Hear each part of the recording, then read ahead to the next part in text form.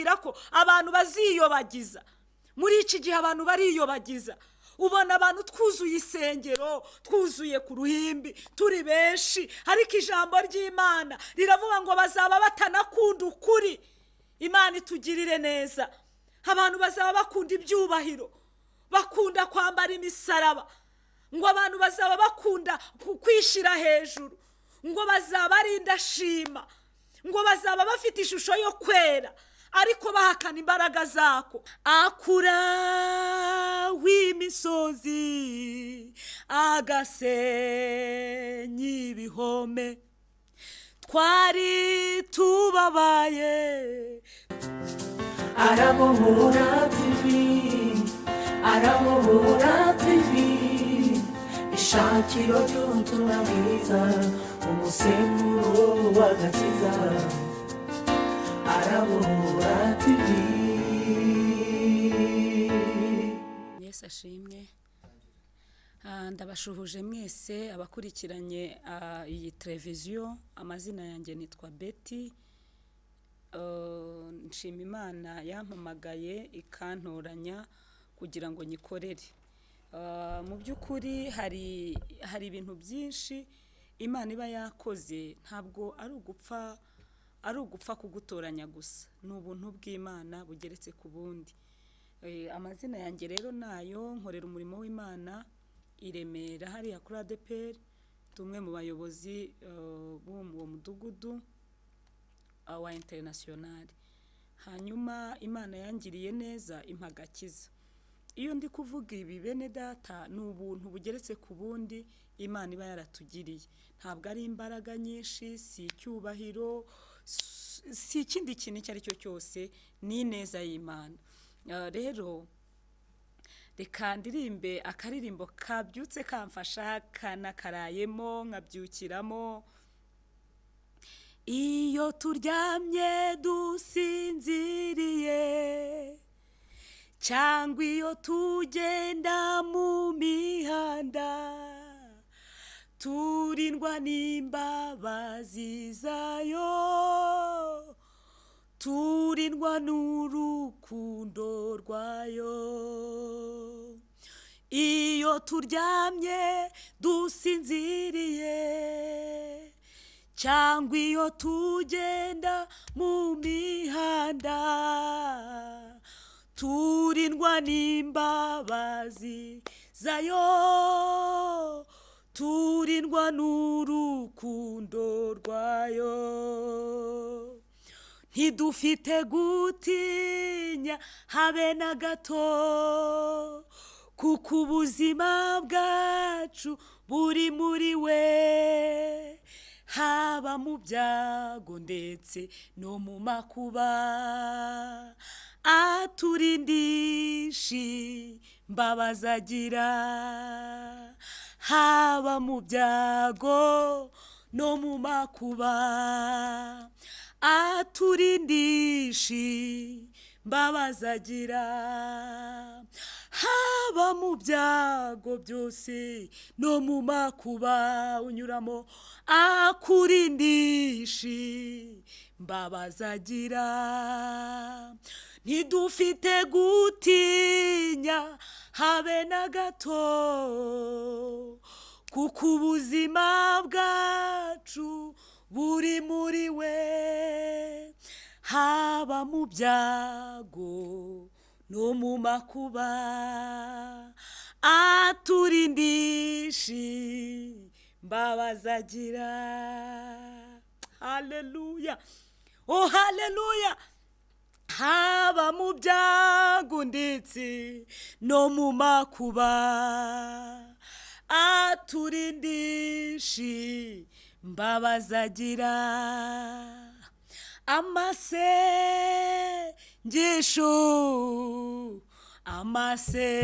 Amasengesho yabera ashobora guhindura imigambi y'abantu. Akura w'imisozi agasenya ibihome, twari tubabaye twari tubabaye, twari dukutse imitima yacu yari yuzuye agahinda, ariko datu twibutse imbaraga z'amasengesho. Hari imbaraga zikomeye mu gusenga,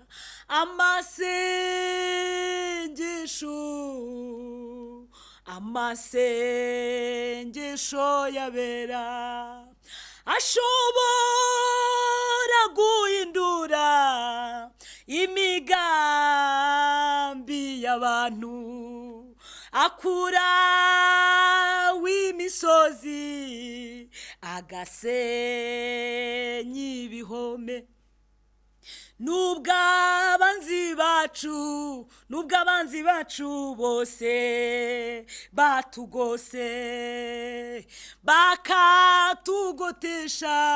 bakatugotesha amacumu n'ibikomeye, ntabwo ushobora kunesha udasenze Imana. Hari imbaraga zikomeye mu gusenga, ntabwo ushobora kunesha udasenze Imana. Hari imbaraga zikomeye mu gusenga, ntabwo ushobora kunesha udasenze Imana.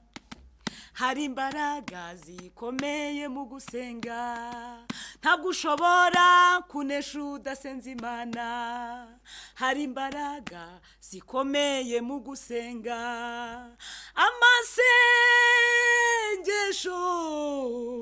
amasengesho yabera ashobora guhindura imigambi y'abantu, akura w'imisozi agasenya ibihome. Amen. Yesu abaho umugisha. Ijambo ry'Imana riravuga ngo umenye yuko mu minsi y'imperuka hazaza ibihe birushya, kuko abantu bazaba bakunda impiya, birarira, bibona, batukana, batumvira ababyeyi babo, indashima, batarabera, badakunda n'ababo, batuzura, babeshyerana, batirinda, bagira urugomo, badakunda ibyiza, bagambana, ibyigenge, bikakaza, bakunda ibibanezeza aho gukunda Imana. Bafite ishusho yo kwera ariko bahakana imbaraga zako. Abameze batyo ujye ubatera umugongo. Imana itugirire neza. Umurongo wa 6, kuko muri bo harimo abagabo bomboka mu mazu bakanyaga abagore batagira umutima, baremerewe n'ibyaha, batwarwa n'irari ry'uburyo bwinshi, bahora biga ariko ntabwo babasha kugira ubwo bamenya ukuri. Nk'uko Yane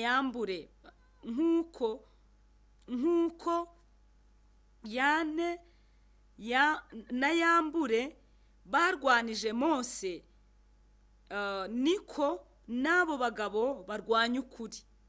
Abo nabononekaye ubwenge, badashimwa mu byo kwizera, ariko ntibazabasha kurengaho, kuko ubupfu bwabo buzagaragarira abantu bose, nk'uko ubwa babandi nabwo bwabagaragariye.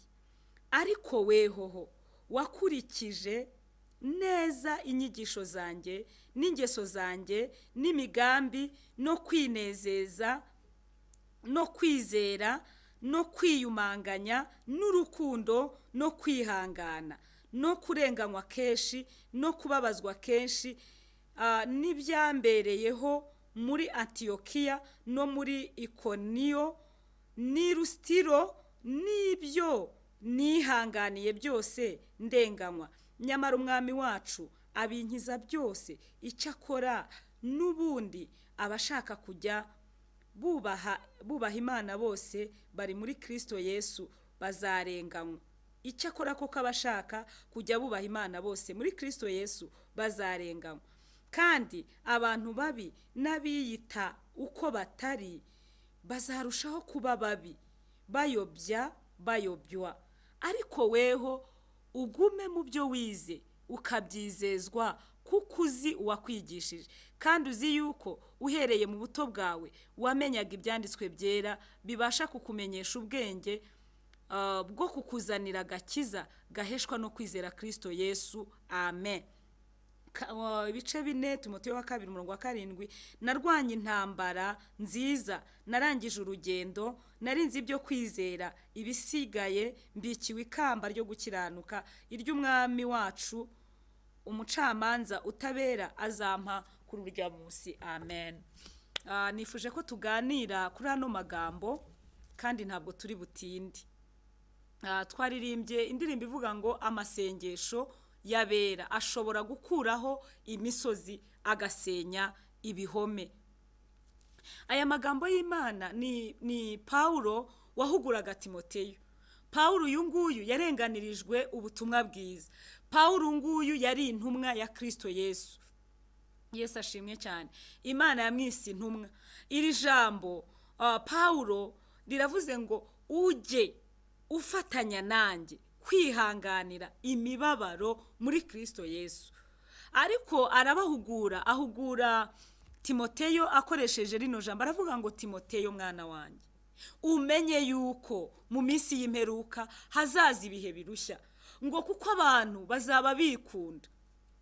Iyo witegereje ubona abantu batikunda, bazaba birarira, bazaba batarabera, bazaba barwanya ukuri, bazaba batumvira n'ababyeyi babo.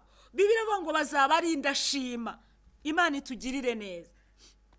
Ngo bazaba bikunda, bakunda imiya, birarira, bibona, batukana. Imana itugirire neza. Iyo nitegereje muri kino gihe, ibi bihe Paulo yahuguraga Timoteyo, mbona twarabigezemo. Abantu barirarira, abantu baribona, abantu ntibashaka kunyurwa nuko bameze, abantu bose barashaka ibintu birenze. Ijambo ry'Imana avuga ngo umenye ko mu minsi y'imperuka hazaba ibihe birushya, abantu bazaba bikunda. Bibiliya ivuga ngo bazaba ngo ari indashima, ngo bazaba banatukana. Imana ibwira Timoteyo ngo abameze gutyo ujye ubatera umugongo. Ubu si Timoteyo Imana iri kubwira wowe nshuti y'Imana, iri kubwira wowe wa mubyeyi we, iri kubwira wowe wa mupapa we, iri kubwira wowe wa musore wa mukobwa we, irakubwira ngo ujye uhunga ibyo. Bibiliya ivuga ngo abameze gutyo ujye ubatera umugongo. Ijambo ry'Imana rirakubwira ko abantu baziyobagiza. Muri iki gihe abantu bariyobagiza. Ubona abantu twuzuye isengero, twuzuye ku ruhimbi, turi benshi, ariko ijambo ry'Imana riravuga ngo bazaba batanakunda ukuri. Imana itugirire neza. Abantu bazaba bakunda ibyubahiro, bakunda kwambara imisaraba, ngo abantu bazaba bakunda kwishira hejuru, ngo bazaba ari indashima, ngo bazaba bafite ishusho yo kwera ariko bahakana imbaraga zako. Uzabona abantu benshi bafite ishusho yo kwera, abantu benshi baraba mu matorero, abantu benshi bakunda ibibanezeza aho gukunda Imana. Imana iraguhugura mwene data kugira ngo uhinduke rwose. Bibiliya ikubwiye ngo abameze gutyo, niba uri guhura n'abantu bagore kukuri, abantu bagafata ibyaha bakabihindura ibyiza, ibintu byera birera, n'ibitera ntago byera. Imana itugirire neza. Iyo ngiye kubwiriza ubutumwa nisanga ndi muri izi nyigisho, ariko ndanashima Imana ko arizo mfite, kuko nizo n'isi ikeneye. Isi ikeneye ko abantu bahinduka, isi ikeneye ko abantu bihana, isi ikeneye ijambo ry'Imana. Paulo aravuga ngo narwanye intambara nziza, narangije urugendo, narinze ibyo kwizera, ibisigaye mbikiwe ikamba ryo gukiranuka, iry'umwami wacu umucamanza utabera azampa. Haravuze ngo nyamara sijye jyenyine, ahubwo nabakunze kuzaboneka kwe. Imana itugirire neza. Ntabwo uyu mwanya turi buganire amagambo menshi cyane. Turareba muri Timoteyo wa mbere ibice 6:6. Haravuga ngo icyakora koko kubaha Imana iyo gufatanije no kugira umutima unyuzwe kuvamo inyungu nyinshi, kuko ari ntacyo twazanye mu isi kandi ari ntacyo tuzabasha kuyikuramo. Ariko ubwo dufite ibyo kurya n'imyambaro biduhagije tunyurwe nabyo. Imana itugirire neza. Ubwo dufite ibyo kurya n'imyambaro biduhagije tunyurwe nabyo. Bene data, mureke tunyurwe n'Imana mu byo dukora. Umuririmbyi yaravuze ngo jy'umwizera kandi jy'umwumvira, ujye unyurwa na Yesu mu kubaho kose. Imana itugirire neza. Birakwiriye ko tunyurwa na Yesu. Ijambo ravuze ngo icyakora koko kubaha Imana iyo gufatanije no kugira umutima unyuzwe kuvamo inyungu nyinshi. Imana ibaha umugisha. Niba warahuye n'abiyobagiza n'abagore ku kuri, Imana ikugirire neza, ubatere umugongo, kuko niyo nama Timoteyo yagiriye, Paulo yagiriye Timoteyo. Ariko usanga abantu barimo bivanga, ugasanga niba wari umukirisitu uri muri vanga n'ibyaha, uri murananirwa. Ariko bene data, nagira ngo mbibutse ko twari tunaniwe kandi imanda y'Imana yari igiye kuvuga. Ikindi, ibyo bibazo ufite familiar, turashaka kugusengera Imana kugira ngo Imana iguhe amahoro mu rugo rwawe, kugira ngo iguhe amahoro mu mutima wawe. Wishaka ku isi yose igukunda, niba byihorere, urukundo rwa Yesu ruraguhagije. Imana ibaha umugisha. Mwanyemerera tugasengana Imana, wanyemerera tugaca bugufi tukabwira Imana ibituremereye. Mwami Imana yacu, dusengeye imitima y'ubwoko bwawe. Abantu benshi baremerewe na byinshi, baremerewe n'irari ry'uburyo bwinshi, nk'uko ijambo ry'Imana ryatubwiye ko hari abantu bazaba bikunda ngo badakunda n'ababo, birarira, indashima. Ariko uyu mwanya Mwami, dusengeye abantu bose bagikunze mu mutima kujya mu ijuru, bashaka gukizwa,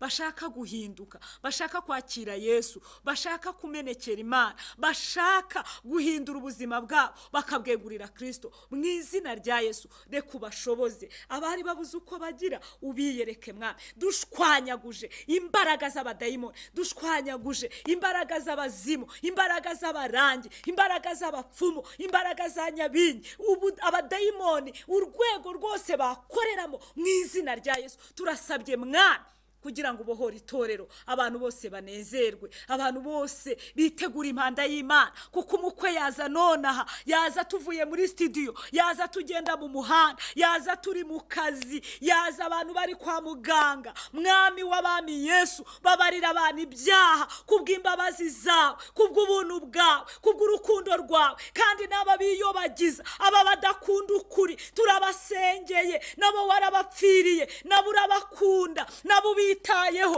muba wameneye amaraso, aba nabo barimo. Turagushimiye Mwami, mu izina rya Yesu Kristo Umwami wacu, amen. Imana iduhana umugisha. Ndagira ngo soreza ahangaha mbabwira ngo mugumye gushakashaka ubwiza bw'Imana no gukiranuka, ibindi byose muzabyongererwa.